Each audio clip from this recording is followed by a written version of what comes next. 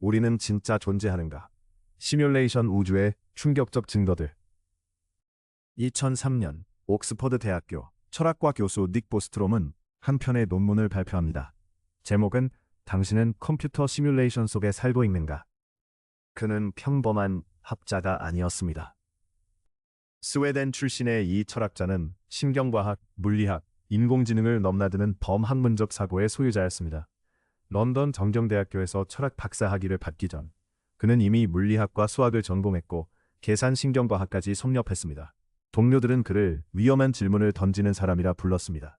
그가 던지는 질문들은 학계의 안전지대를 정면으로 위협했기 때문입니다. 보스트롬은 확률 논증이라는 위기를 들었습니다. 그의 주장은 단순했습니다. 만약 인류 문명이 충분히 발전한다면 조상 시뮬레이션을 만들 것이다. 그렇다면 시뮬레이션 속 존재의 수는 실제 존재의 수를 압도적으로 넘어설 것이다. 따라서 우리가 진짜 현실에 있을 확률은 극히 낮다. 만약 시뮬레이션이 가능하다면 우리는 거의 확실히 시뮬레이션 속에 있습니다. 그의 발언이었습니다. 학계는 처음에 웃었습니다. 철학자의 사고실험 정도로 치부했습니다. 그러나 보스트롬은 물러서지 않았습니다.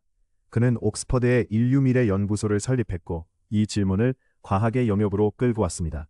양자역학자들이 관심을 보이기 시작했습니다. 물리학의 근본 법칙들 속에서 시뮬레이션의 흔적을 찾으려는 시도가. 그리고 2016년 이 논쟁은 학계를 벗어나 전 세계의 관심사가 됩니다. 일론 머스크, 테슬라와 스페이스X의 CEO, 그가 공개석상에서 말했습니다. 우리가 기저현실에 있을 확률은 수십억 분의 1입니다. 순간 시뮬레이션 이론은 철학적 유희에서 실존적 공포로 변했습니다. 과학계와 종교계, 철학계가 동시에 들끓었습니다. 누군가는 이를 위험한 허무주의라 비판했고 누군가는 신의 존재 증명이라 환호했습니다. 그러나 정작 가장 강력한 반발은 예상치 못한 곳에서 왔습니다. 우주의 본질을 연구하는 물리학자들, 그들 중 일부는 시뮬레이션 이론이 과학 자체를 위협한다고 경고했습니다. 그리고 2019년 MIT의 물리학자 조 버그달러가 발표한 논문 하나가 모든 것을 뒤흔듭니다. 그는 양자역학의 가장 기이한 현상들이 시뮬레이션 가설과 정확히 일치한다고 주장했습니다. 왜 이 이론은 이토록 거센 저항에 부딪혔을까요? 단순한 철학적 불편함이 아닙니다. 시뮬레이션 이론이 사실로 밝혀지는 순간 무너지는 것들이 있습니다. 첫째, 인간 존엄성의 근거입니다. 우리가 프로그램된 존재라면 자유의지는 환상이 됩니다. 윤리학의 전제가 붕괴합니다. 수천 년간 쌓아온 철학과 법체계의 기반이 흔들립니다. 둘째, 종교의 정당성입니다.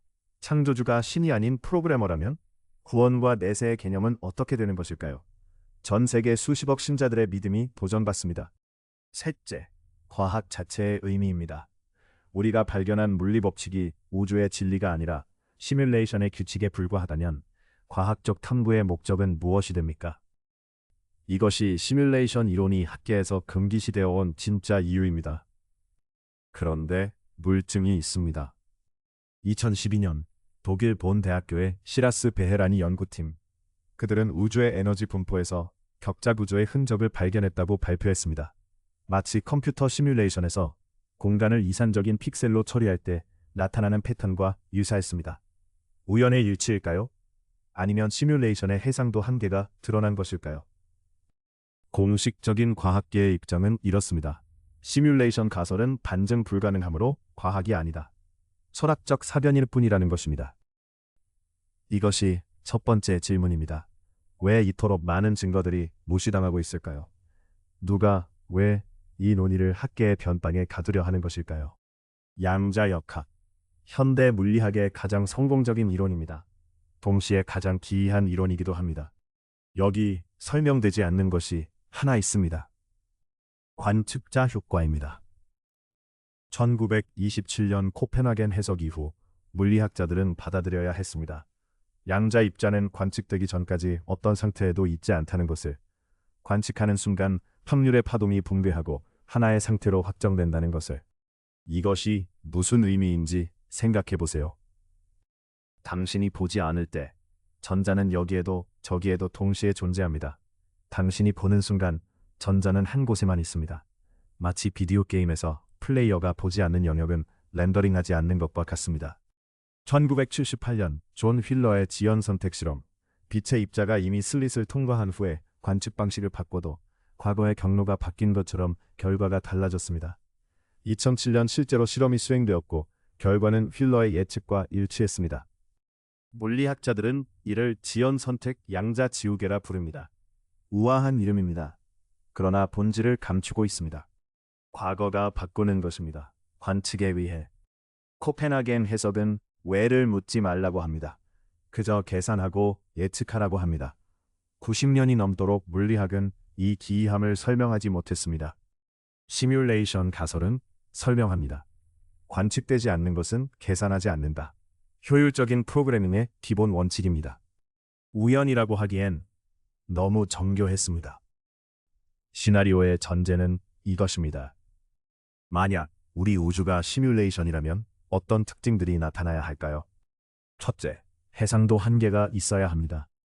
어떤 시뮬레이션도 무한한 정밀도를 가질 수 없습니다.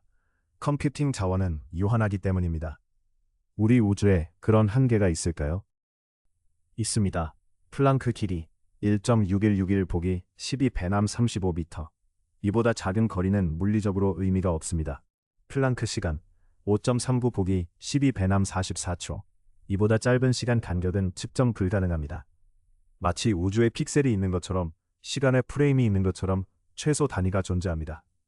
맥스 플랑크가 1899년 이 상수들을 발견했을 때 그는 단순히 수학적 편의를 위한 것이라 생각했습니다. 그러나 양자역학이 발전하면서 밝혀졌습니다. 이 한계는 실제합니다. 둘째, 정보 처리 속도에 상한이 있어야 합니다. 시뮬레이션은 연산 속도에 제약을 받습니다. 무한히 빠른 정보 전달은 불가능합니다. 광속, 초속 29만 9,792m, 458m. 이보다 빠른 정보 전달은 물리적으로 불가능합니다. 아인슈타인의 특수상대성 이론이 이를 확립했습니다. 왜 이 특정한 속도일까요? 왜 무한대가 아닐까요? 물리학은 그냥 그렇다라고 답합니다. 시뮬레이션 가설은 답합니다. 셋째, 데이터 압축의 흔적이 있어야 합니다. 효율적인 시뮬레이션은 반복되는 패턴을 압축합니다. 동일한 코드를 여러 번 사용합니다. 우리 우주에서 이런 패턴이 있을까요? 기본 입자의 동일성입니다. 우주의 모든 전자는 완벽히 동일합니다. 질량, 전하, 스핀, 단 하나의 예외도 없습니다. 일반만 다각만 개 이상의 전자가 있습니다. 모두 똑같습니다. 리처드 파인만의 스승 존 휠러는 1940년에 대담한 가설을 제안했습니다. 우주의 전자는 하나뿐이다. 그것이 시간을 앞뒤로 이동하며 모든 전자로 나타난다. 당시엔 농담처럼 들렸습니다. 지금은 다르게 들립니다. 하나의 객체를 복제해서 쓰는 것. 프로그래밍의 기본입니다. 넷째, 양자 얽힘이라는 기이한 현상이 있습니다. 1935년 아인슈타인은 이를 유령 같은 원격 작용이라 비보았습니다. 두 입자가 얽히면 수십억 광년 떨어져 있어도 한쪽의 상태가 결정되는 순간 다른 쪽도 즉시 결정됩니다. 광속보다 빠릅니다. 이건 불가능합니다. 상대성 이론에 따르면. 그런데 실험으로 확인되었습니다. 1982년 알랭 아스페의 실험, 2015년 로널드 헨슨의 허점 없는 실험. 양자 얽힘은 실제합니다. 물리학자들은 설명합니다. 정보가 전달되는 게 아니라 상관관계가 있는 것이다. 말장난입니다. 왜 상관관계가 즉각적으로 나타나는지는 설명하지 못합니다. 시뮬레이션 가설은 설명합니다. 두 입자는 같은 메모리 주소를 참조하고 있을 뿐입니다. 공간적으로 떨어져 보이지만 데이터상으로는 연결되어 있습니다. 하나를 바꾸면 다른 하나도 바뀝니다. 다섯째, 우주 상수의 미세 조정 문제입니다. 물리 상수들의 값이 조금만 달라도 우주의 생명은 존재할 수 없었습니다. 강한 핵력이 2%더 강했다면 양성자만 존재했을 것입니다.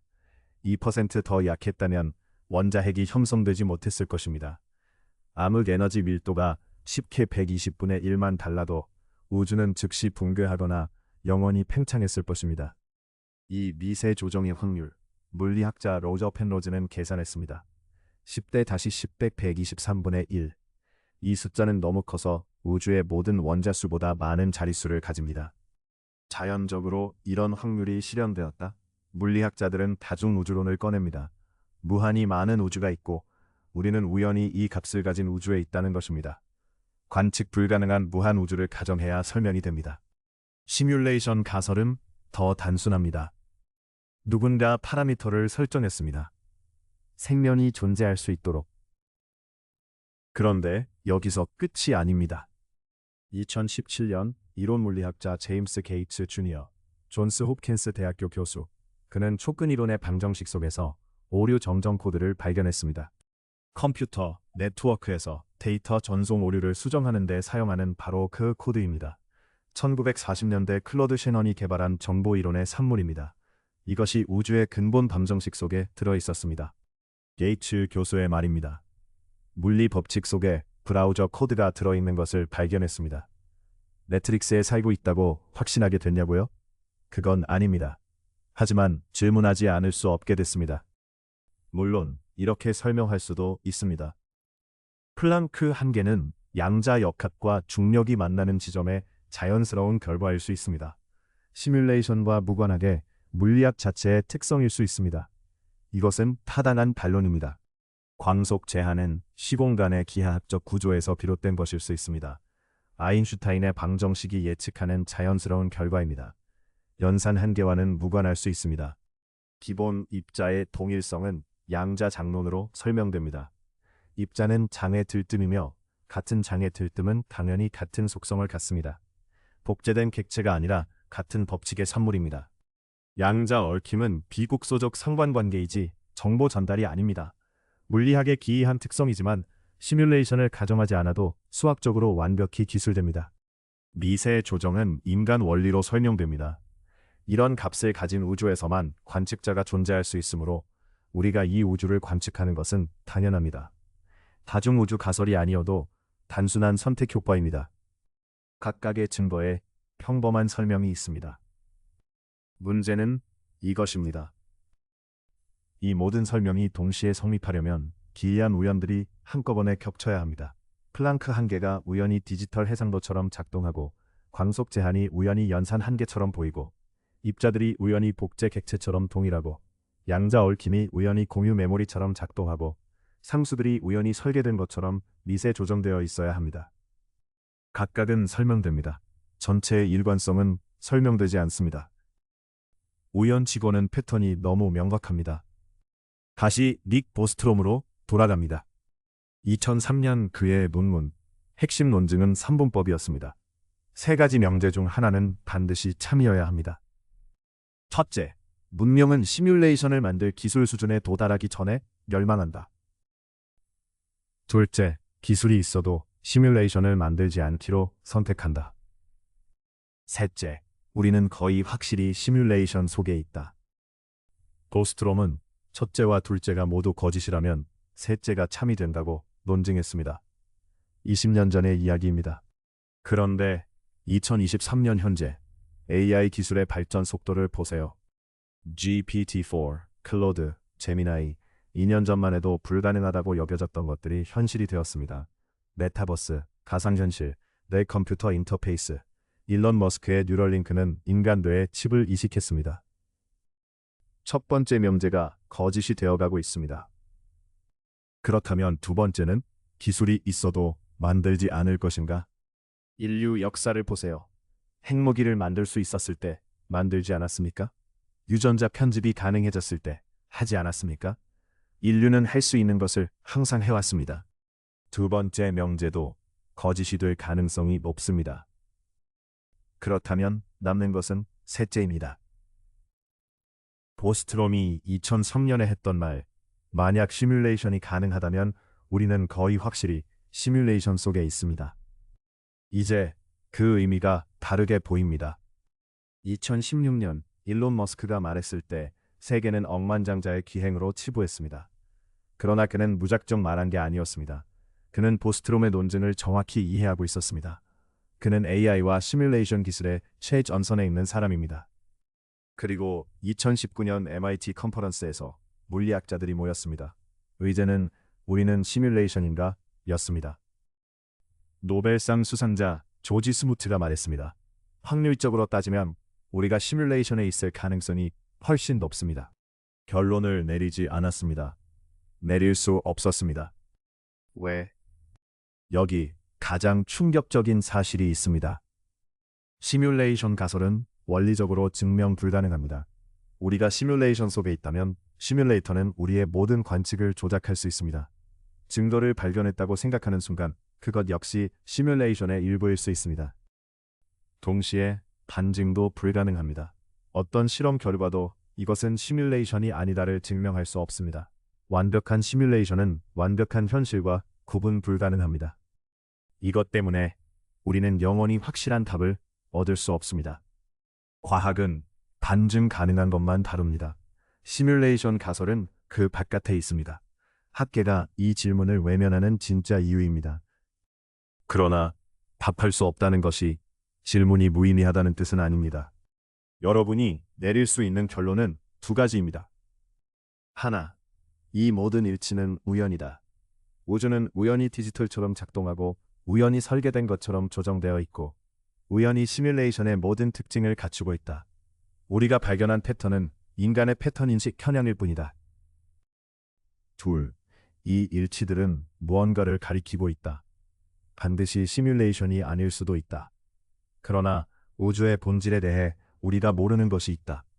현실은 우리가 생각하는 것과 다를 수 있다.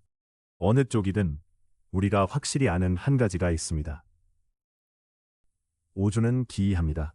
양자역학은 우리의 직관을 거부합니다. 의식은 여전히 미스터리입니다. 존재의 근본에 대해 인류는 아직 답을 갖고 있지 않습니다. 데카르트는 400년 전에 물었습니다. 내가 확실히 아는 것이 무엇인가? 그의 대답은 나는 생각한다, 고로 존재한다였습니다. 시뮬레이션 가설은 이것마저 의심하게 합니다. 생각하는 것도 프로그램된 것이라면 불편한 질문입니다. 그러나 불편함을 피한다고 진실이 사라지지는 않습니다. 여러분은 어떻게 생각하십니까? 댓글로 들려주세요. 여러분의 의견이 궁금합니다. 다음 영상에서는 의식의 미스터리를 다룹니다. P로 시작하는 문제. 철학자들이 가장 풀기 어렵다고 말하는 그것입니다. 왜 우리는 경험을 느끼는 것일까요? 좀비는 왜 불가능한가요? 구독과 알림 설정 부탁드립니다. 다음 영상에서 뵙겠습니다.